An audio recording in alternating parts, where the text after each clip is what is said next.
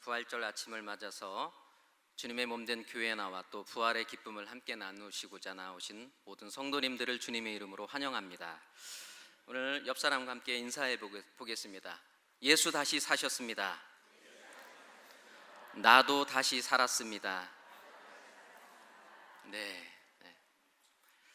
부활절 아침에 사망 권세를 이기시고 영원한 생명을 주신 그 부활의 주님을 우리는 믿습니다.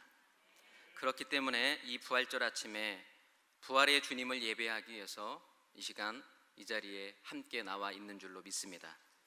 그런데요, 우리가 신앙생활을 하다 보면 부활의 주님을 제대로 믿고 산다는 것이 그리 쉽지만은 않다는 현실입니다.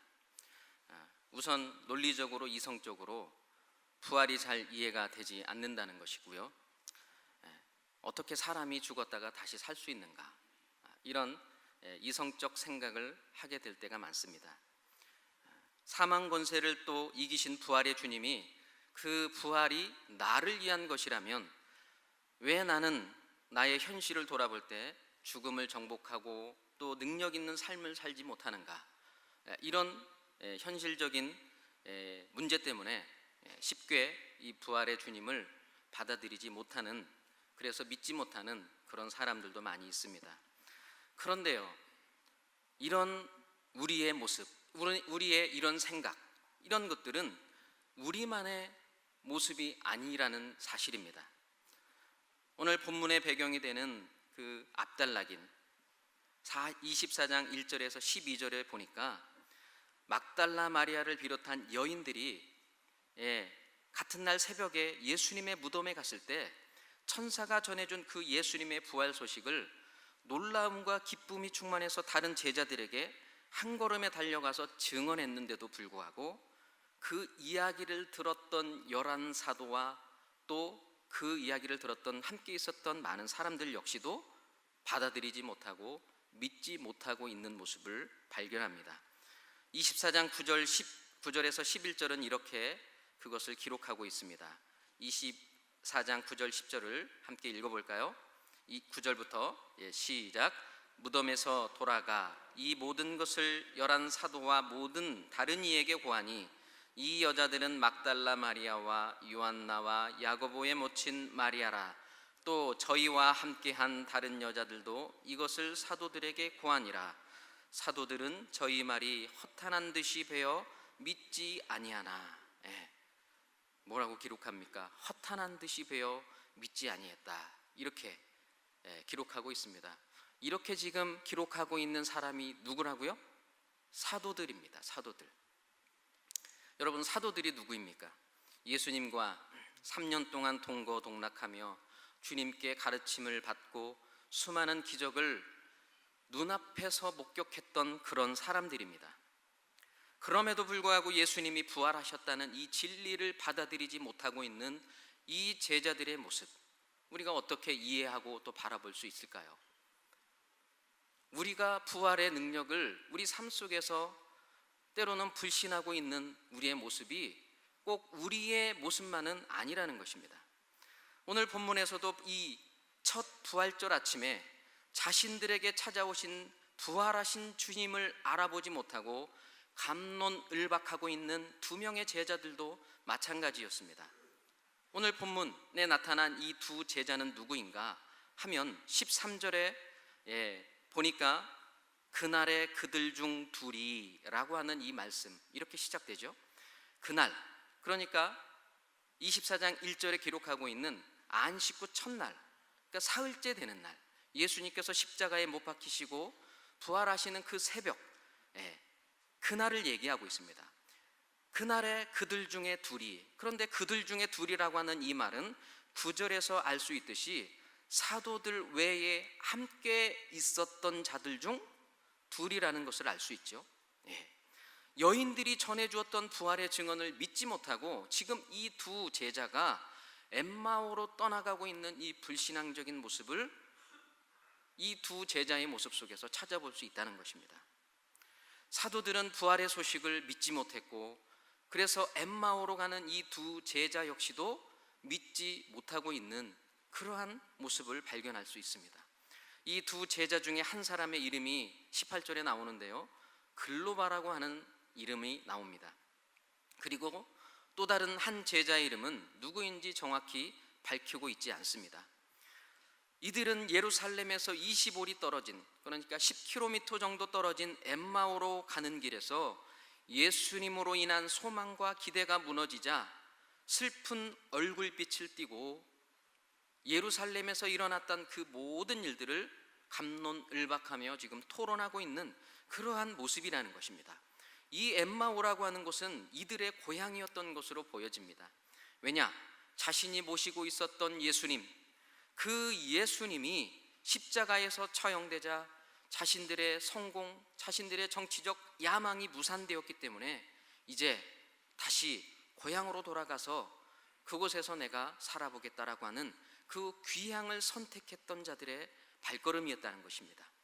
21절에 보니까 이들은 예수님이 십자가에 돌아가신 사건과 부활의 증거에 관한 이야기들을 예수님과 대화 가운데 설명하는 와중에 그들이 예수님을 어떻게 믿고 따랐는지에 대한 그러한 인식들을 표현하고 있는데, 이들이 기대했던 예수님은 이스라엘을 로마의 속박에서 해방시켜주는 그러한 정치적인 해방의 사람이라고, 선생님이라고 그렇게 인식하고 있었던 것을 알게 됩니다. 그러니까 예수님께서 의도하셨던 길, 예수님께서 가셔야만 했던 길, 죽음과 부활은 이들이 기대했던 바가 결코 아니었다는 것을 말해주고 있는 것입니다. 그런데 이 두 제자가 엠마오로 가는 길에서 지금 토론하는 주제가 14, 15절에 보니까 이 모든 된 일을 서로 이야기하더라. 그리고 저희가 서로 이야기하며 문의할 때,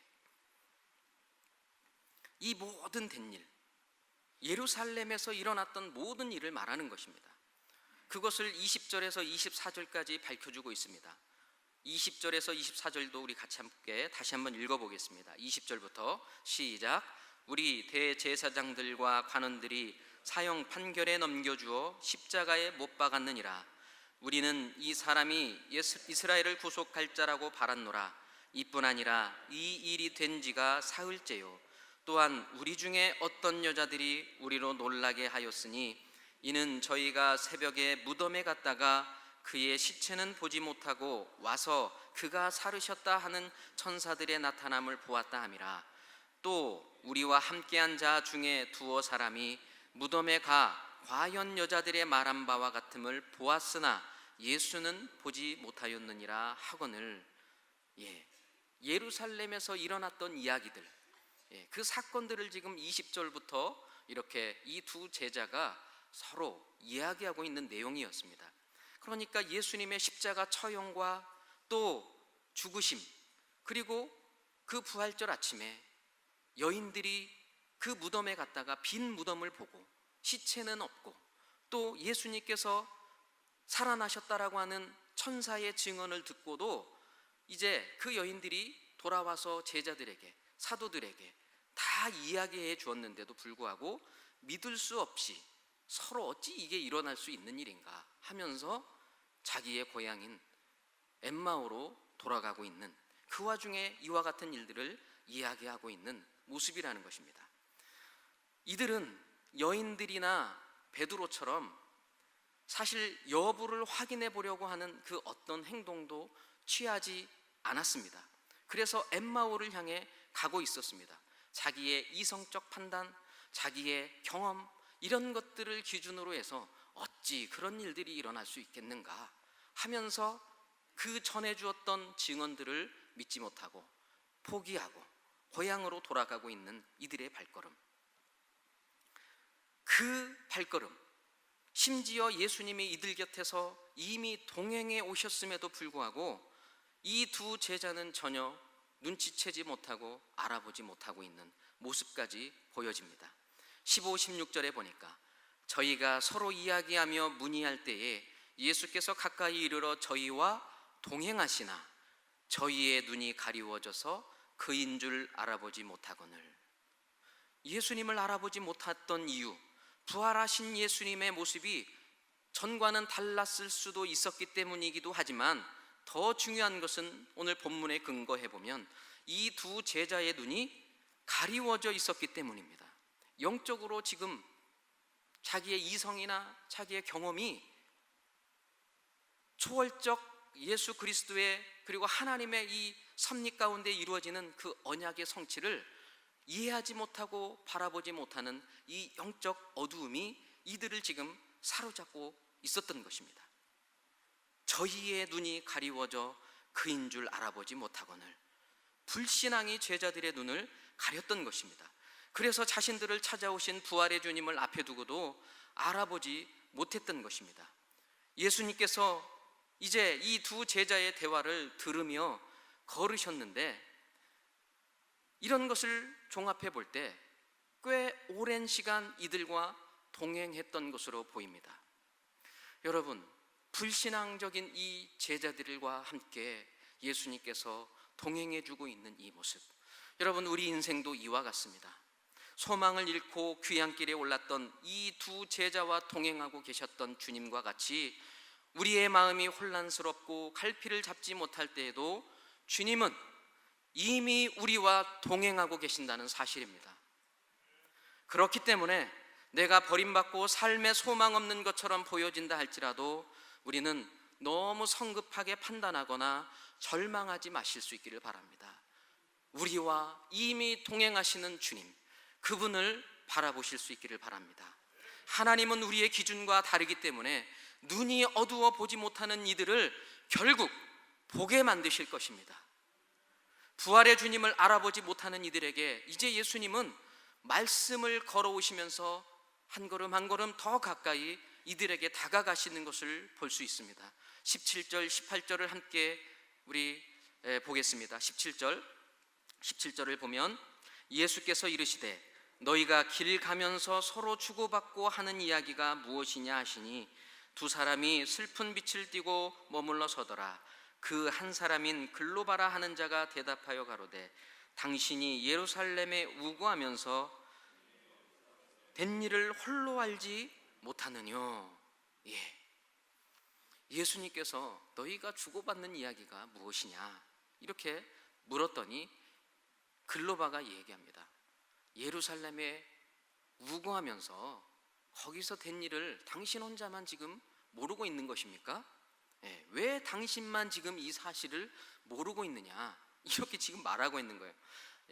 참 재밌는 표현들이죠. 이들의 대화는 19절부터 24절까지 계속 이어집니다. 가라사대 무슨 일이냐? 가로되 나사렛 예수의 일이니 그는 하나님과 모든 백성 앞에서 말과 일에 능하신 선지자연을, 그러니까 이들이 알고 있는 이야기를 지금 말하고 있는 것이죠. 우리 대제사장들과 관원들이 사형 판결에 넘겨주어 십자가에 못 박았다. 우리는 이 사람이 이스라엘을 구속할 자라고 바랐는데, 그리고 그뿐만 아니라 이 일이 된 지가 벌써 죽은 지가 사흘째다. 또한 우리 중에 어떤 여인들이 우리로 놀라게 해줬는데 저희가 새벽에 무덤에 갔다가 그의 시체는 보지 못하고 와서 그가 살아나셨다 하는 천사들의 나타남을 보았다 하더라. 우리와 함께한 자 중에 두어 사람이 무덤에 가 과연 여자들의 말한 바와 같음을 보았으나 예수는 보지 못하였느니라. 이렇게 지금 예수님께 자기들이 알고 있는 사실을 말해주고 있는 것입니다. 여러분, 이 두 제자가 지금 누구를 대상으로 말하고 있는가 하면 부활하신 예수님을 대상으로 이와 같은 말을 하고 있는 것입니다. 부활하신 주님을 앞에 두고서 왜 천하가 다 알고 있는 그 사실을 예루살렘에서 기거했던 당신이 혼자만 모르고 있습니까? 이런 이야기인 것입니다. 사실 우리는 압니다. 이 핀잔의 말이 제자들이 해야 될 말이 아니라 예수님이 제자들에게 하고 싶은 말씀이었을 것입니다. 부활하신 주님을 앞에 두고도 알아보지 못하는 이 영적 어두움, 이 무지함, 우리가 지금 읽었던 우리의 입장에서 제자들에게 알려주고 싶은 심정이 우리의 심정이라는 것입니다. 이러한 무지 속에 있는 제자들에게 예수님은 어떻게 하십니까? 가르쳐 주십니다. 눈이 가리워져서 부활의 소식을 허탄한 말로 받아들이고 부활의 주님을 알아보지 못하는 이 두 제자에게 주님께서는 이제 어떻게 만나주시고 어떻게 믿게 해주셨느냐 하면 25절 27절을 함께 읽겠습니다. 시작.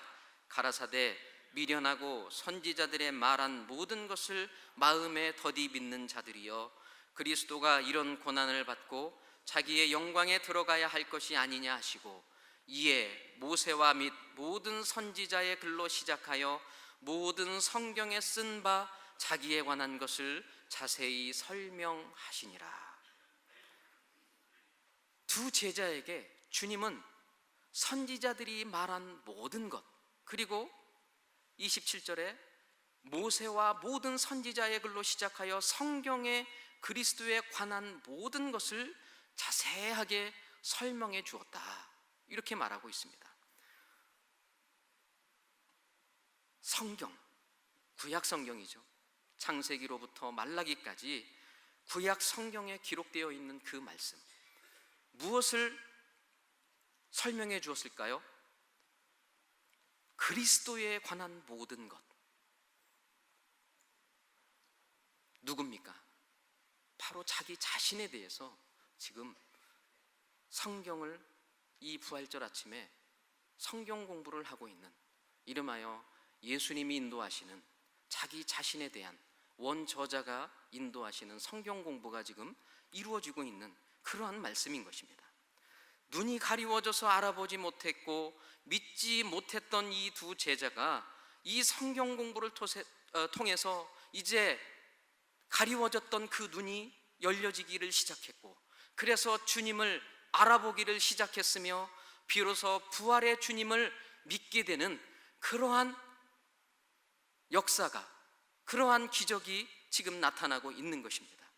여러분, 이 성경 공부에서 예수님은 그러면 도대체 무엇을 가르치셨기에 이 제자들이 이와 같은 변화가 일어났을까요? 여러분, 성경은 복음으로 가득 차 있습니다. 성경 66권의 통일된 중심 주제도 바로 한 단어로 말하자면 복음입니다. 예수 그리스도를 말하고 있다는 것입니다. 구약 성경의 많은 곳에서 그 사건마다 오실 메시아를 예표해 주고 있는 그 사건들이 참으로 많이 기록되어 있다는 것입니다. 많은 곳에서 예수님의 십자가 희생과 죽음으로 인간의 죄와 수치를 가리워 주겠다라고 그렇게 보여주고 있는, 예표하는 사건들을 수많은 곳에서 우리는 발견할 수 있습니다. 예수님께서 두 제자에게 성경을 자세히 설명한 것이 무엇을 말씀하셨는지는 정확히 알 수 없으나 창세기부터 말라기까지 기록된 그 많은 사건 중에 대표되는 몇 가지 사건을 말씀드리면, 첫 번째, 창세기 3장 21절에 기록된 가죽옷을 입혀주신 사건입니다. 창세기 3장 21절에 이렇게 기록하고 있습니다. 여호와 하나님이 아담과 그 아내를 위하여 가죽옷을 지어 입히시니라.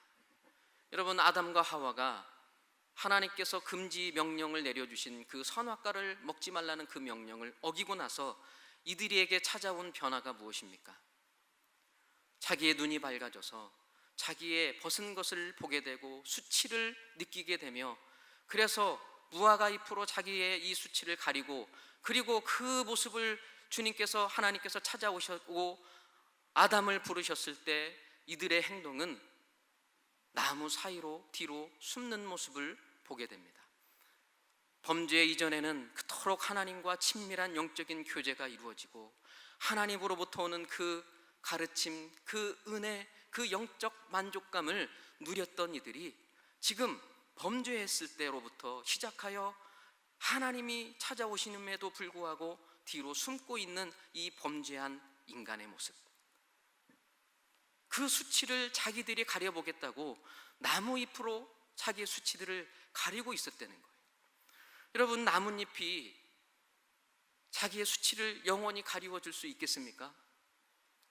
시간이 지나면 또다시 해 입어야 되고 가리워야 되는 이 수고로움이 인간에게 주어지게 되어졌던 것입니다.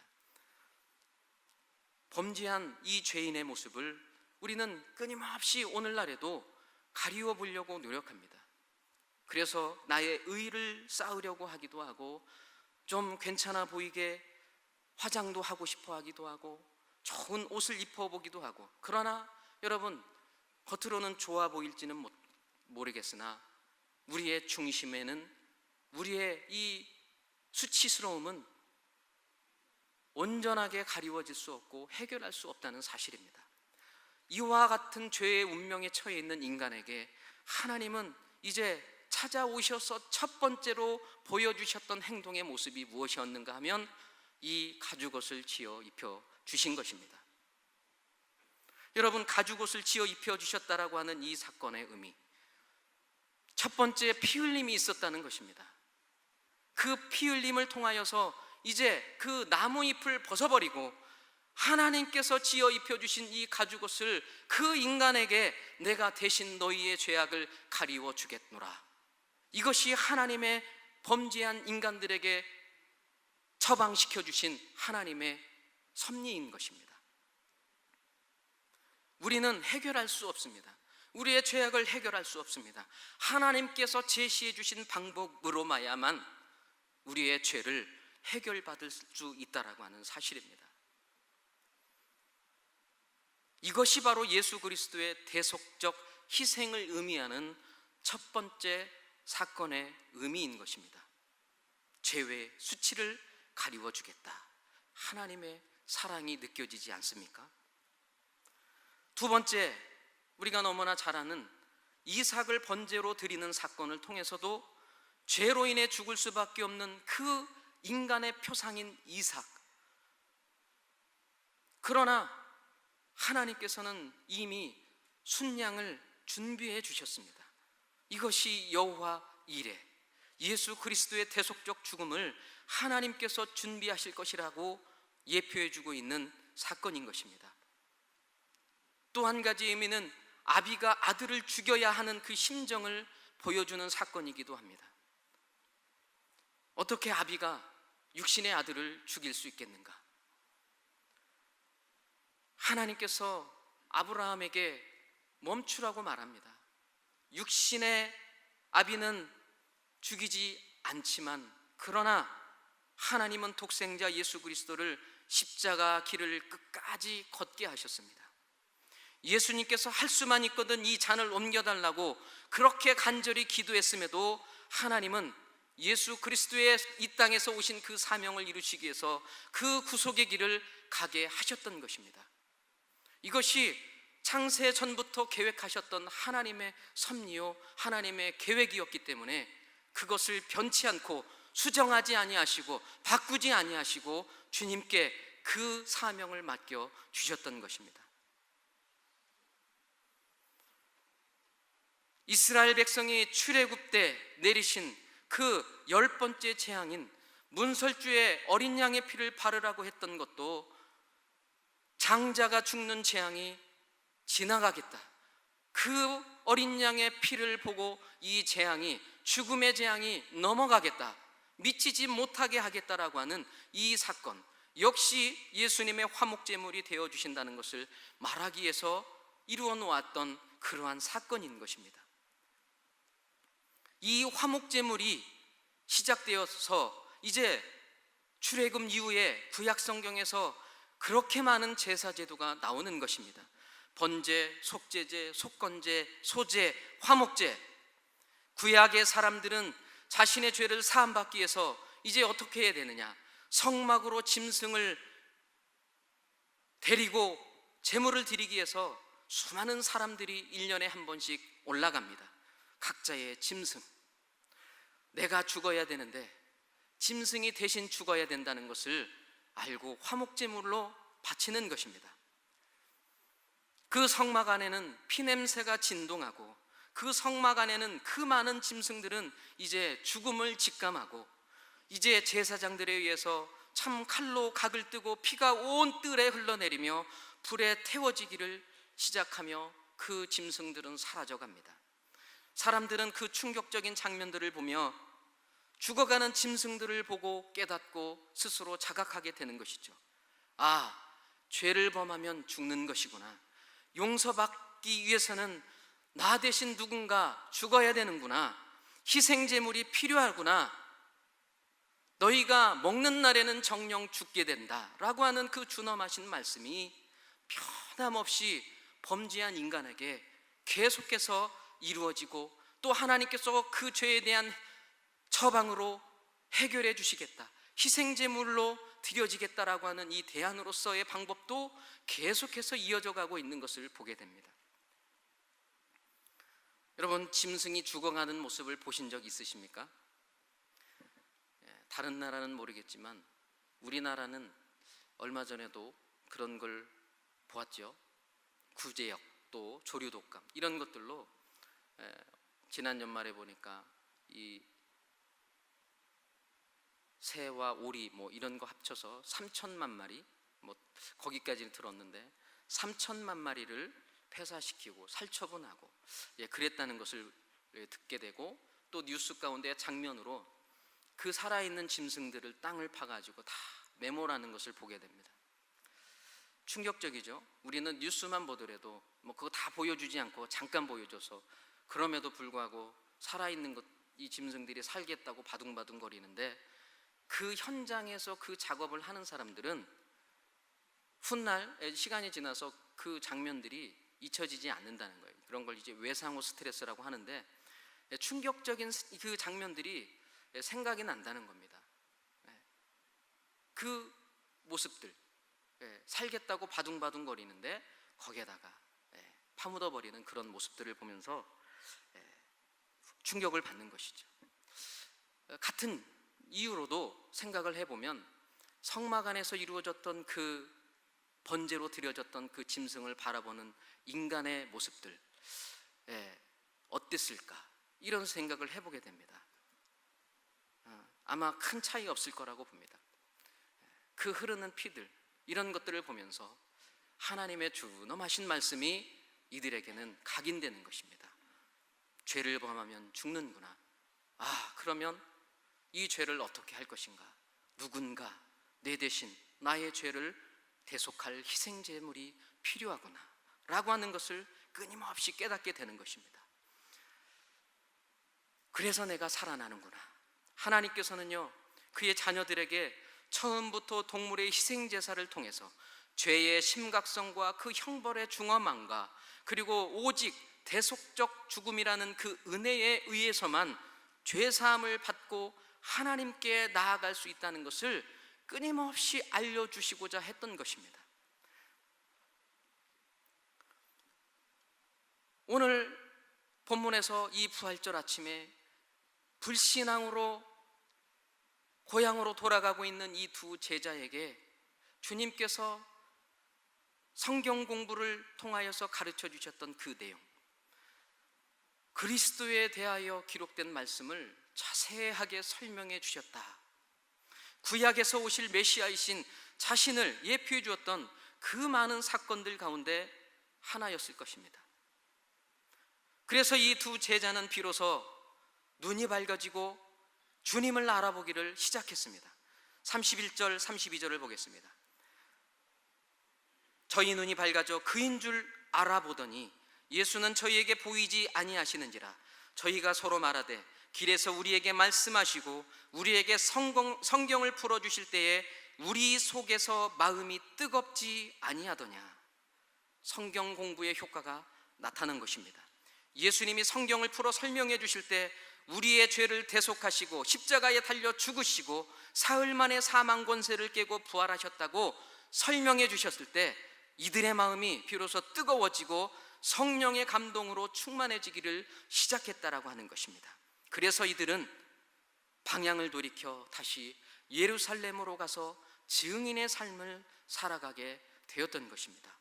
사랑하는 성도 여러분, 오늘을 살아가는 우리도 부활의 주님을 어디에서 만날 수 있겠습니까? 우리의 이성과 우리의 경험으로는 불신이 들고 믿지 못하는 이런 상황 가운데서 확실히 살아계신 하나님, 부활하신 하나님을 어디서 만날 수 있겠습니까? 하나님의 말씀 속에서 만날 수 있다는 것입니다.